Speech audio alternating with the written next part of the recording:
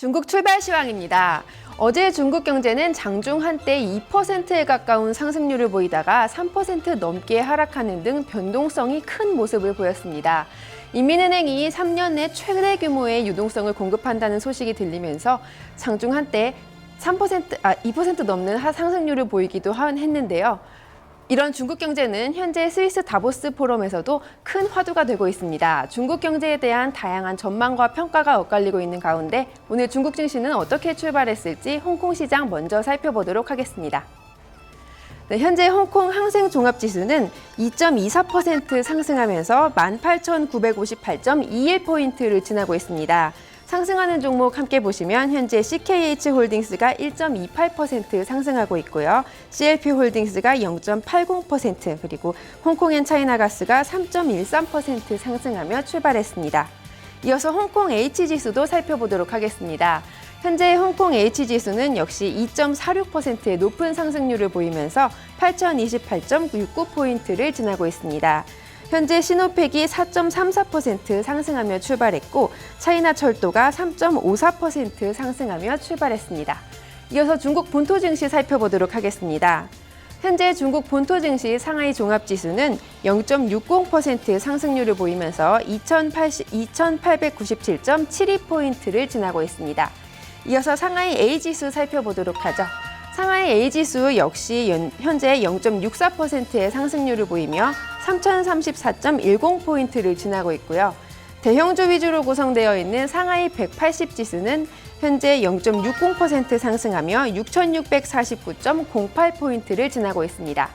마지막으로 중형주 위주로 구성되어 있는 상하이 380지수 보겠습니다. 현재 0.89% 상승률을 보이면서 5,251.88포인트를 지나고 있습니다.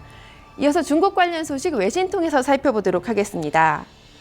네, 요즘 중국 경제 위기가 현재 스위스에서 열리고 있는 세계 경제 포럼에서도 큰 화두가 되고 있는데요.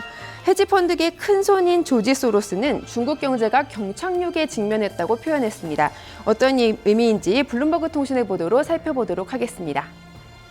현지 시간으로 22일 블룸버그 통신의 보도에 따르면 헤지펀드계의 대가인 조지 소로스 회장이 스위스에서 열린 세계 경제 포럼에서 블룸버그 통신과의 인터뷰를 통해 중국 경제는 경착륙을 피하기 어려울 것이라고 말했습니다. 그는 예측이 아니라 내가 직접 보고 있다고 강조했습니다. 그는 중국이 이 상황을 관리할 수 있는 자원이 있지만 이 경기 둔화가 전 세계에 영향을 미치고 있다며 중국 경제 위기의 디플레이션 유발 가능성을 언급했습니다. 또한 그는 올해 S&P 500 지수가 8.5% 하락한 것을 지적하며 아직 시장의 바닥을 확인하지 못한 상황에서 주식에 투자하는 것은 이르다며 아시아 통화는 달러에 비해 가치가 떨어져 미국 국채를 구입했다고 말했습니다. 소로스 회장은 유가 하락과 경쟁적인 통화 절하, 중국 경기 둔화를 이유로 핵심 문제는 디플레이션이라며 전례 없는 상황에 대해서 우려를 표했습니다.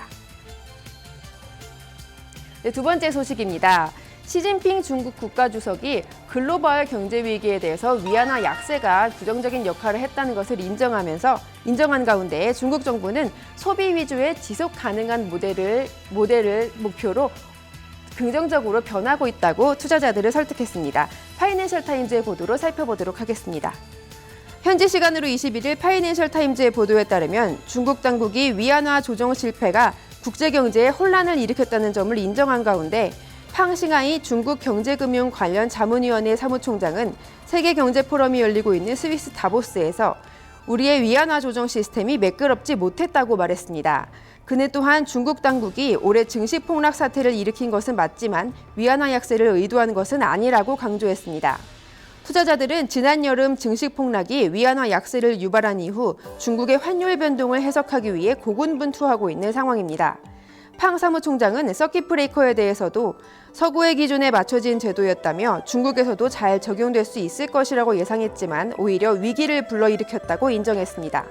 그는 그러나 중국 경제가 이미 투자 중심에서 소비 중심으로 옮겨가고 있다며 중국 경제가 제대로 된 방향으로 발전하고 있다고 말했습니다. 이에 대해 크리스틴 라가르드 IMF 총재는 제대로 된 정책이 시행돼야 지속 가능한 성장이 가능할 것이라며 중국 정부가 명확한 소통을 할 것을 촉구했습니다. 네, 이상 중국 출발 시황이었습니다.